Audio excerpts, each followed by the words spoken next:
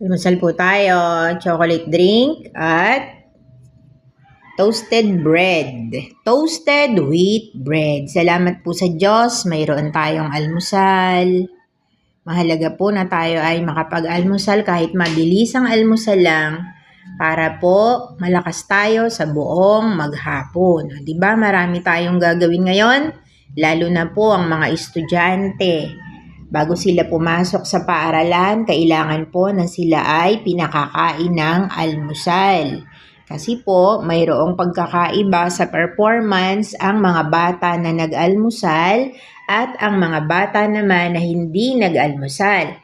So kids, huwag kalilimutan, mag-almusal tayo bago tayo pumunta sa school para magkaroon tayo ng mabuting performance, makasagot kayo sa tanong ng inyong mga guro. Kain po tayo guys!